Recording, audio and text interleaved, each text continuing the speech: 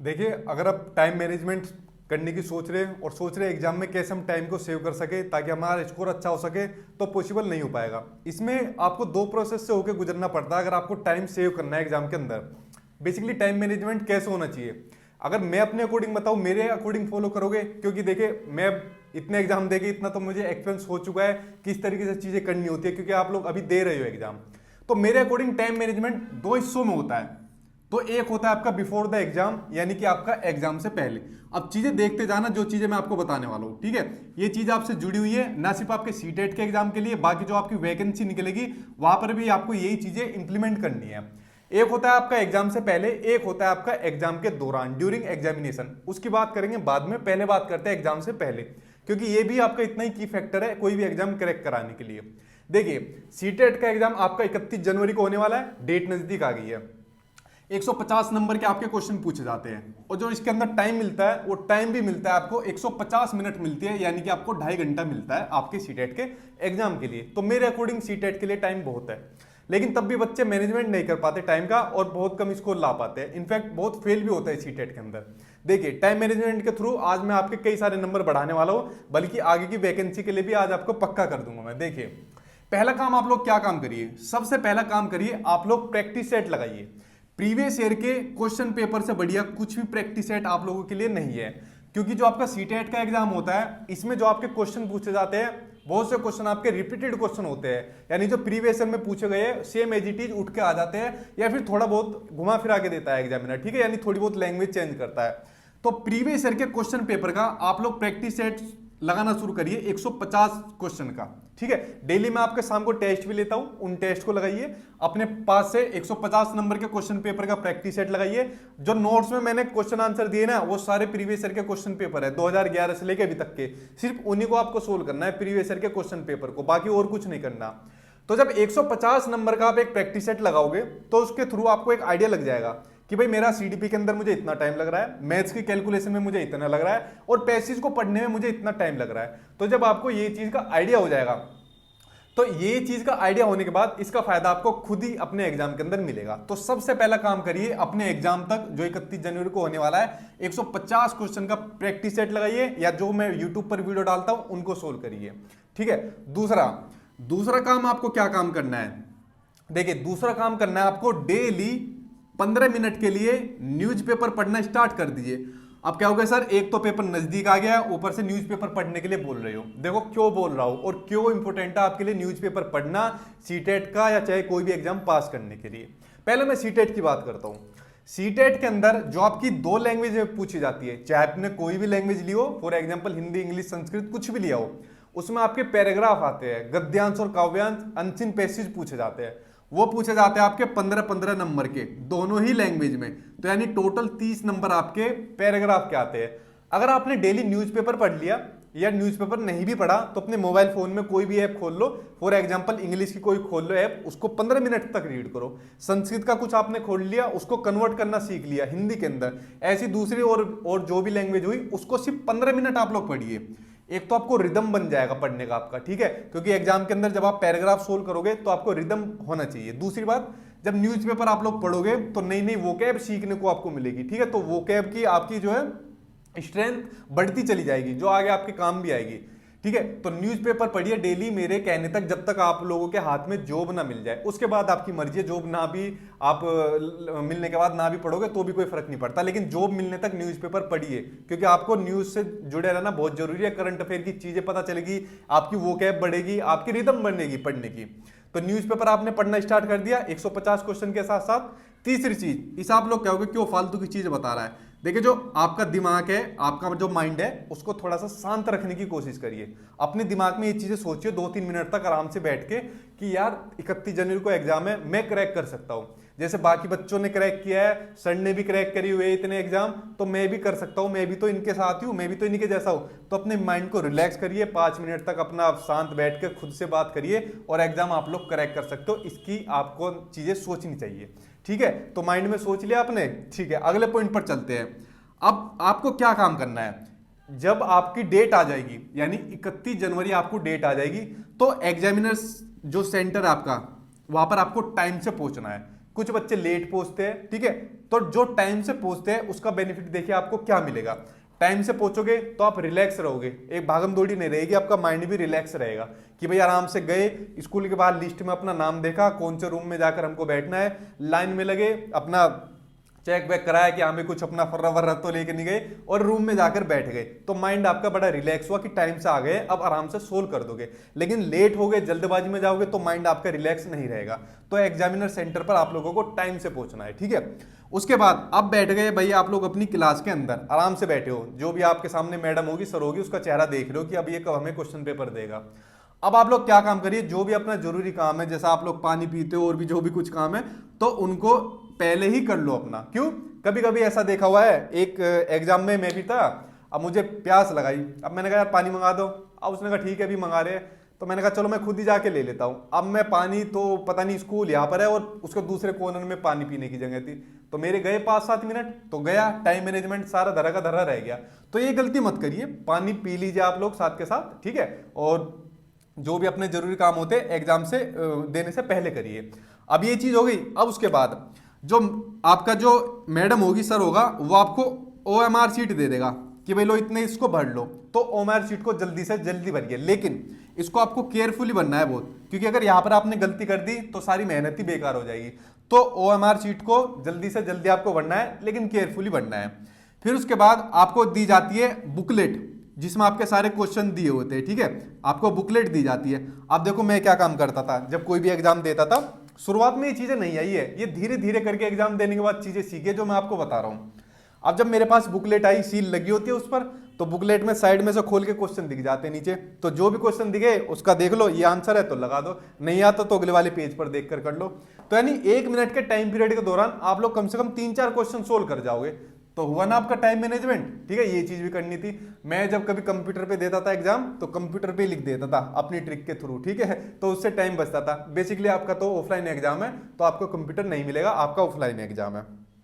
अब आपको बुकलेट भी मिल गई। अब बात करते हैं आपके एग्जाम के दौरान जो आप लोग गलतियां करते हो सबसे ज्यादा है, और यहां पर टाइम मैनेजमेंट की वजह से आप लोग फंस जाते हो। देखिए जो चीजें बता रहा हूं, इनका इंप्लीमेंटेशन आपको इसी तरीके से करना है।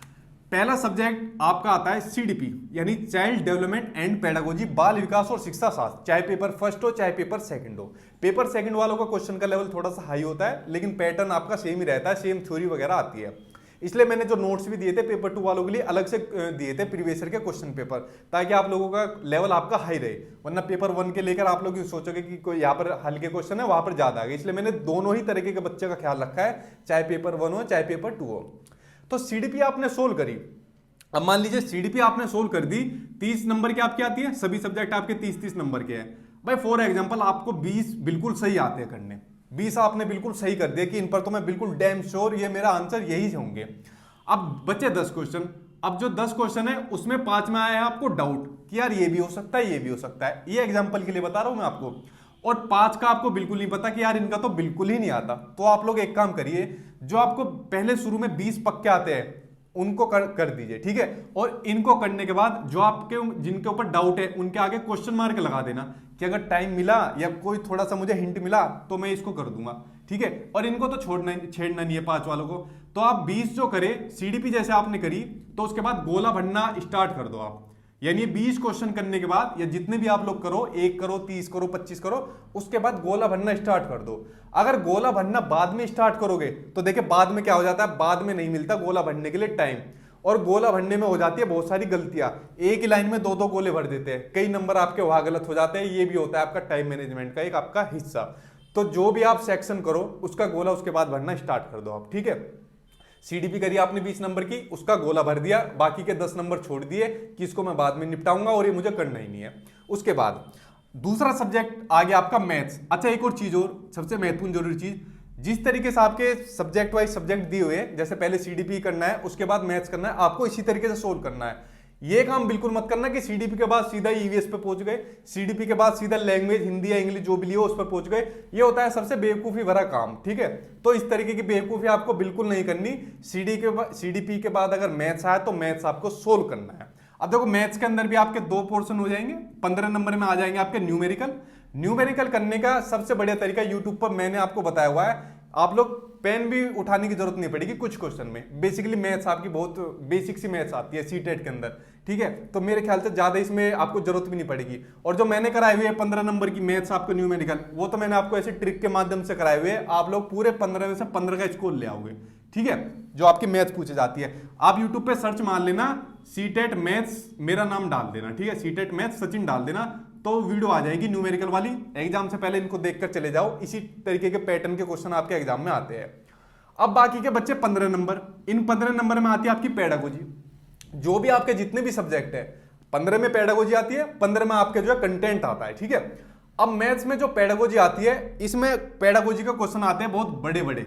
आपने देखा होगा मैथ्स के अंदर बहुत बड़े बड़े क्वेश्चन आते हैं। बेसिकली इन क्वेश्चन को देने का पर्पज ये होता है एग्जामिनर का कि बच्चा इन क्वेश्चन को पढ़ के उसकी समझ में ना आए और वो उसको दोबारा पढ़े, यानी आपका टाइम खराब करना चाहता है। और यही चीज हमको करनी नहीं है, टाइम मैनेजमेंट के अंदर यही चीज हमको बताई गई है, ठीक है। तो इसलिए जो भी बड़ा क्वेश्चन आए उसको सिर्फ एक बार पढ़िए, अच्छी तरीके से पढ़िए, दोबारा कोशिश करिए उसको पढ़ने की जरूरत आपको ना पड़े, वरना आंसर आप सही दे दोगे दोबारा पढ़कर, लेकिन आपका टाइम ले जाएगा वो आपका, ठीक है।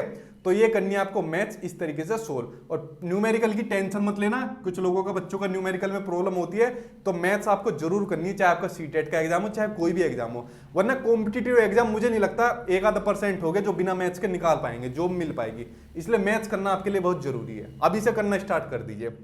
अब हमने कर दिया मैथ्स, फॉर एग्जांपल मैथ्स के भी हमने 20 क्वेश्चन कर दिए। अब 20 में भी 5 पर हमें डाउट है, क्वेश्चन मार्क लगा दिया, और 5 हमको नहीं आते तो इनको काट दिया। और उसके बाद क्या काम करा, गोले बढ़ना स्टार्ट कर दिए, ठीक है। 2 सब्जेक्ट अब हमारे हो गए। उसके बाद अब हम चलते हैं अगले सब्जेक्ट के ऊपर, ये आपका ईवीएस यानी पर्यावरण अध्ययन। ये भी आपको ऐसे ही सोल्व करना है भाई। बाकी में आपका एनसीईआरटी से कंटेंट आता है, और आपका जो है बाकी में आपके 15 नंबर पेडागोजी आती है। एनसीईआरटी मैंने नोट्स के अंदर सब दिया हुआ है, कोई एनसीईआरटी मत पढ़ना आप लोग उसके अलावा, ठीक है, सब उसके अंदर मिल जाएगी आपको।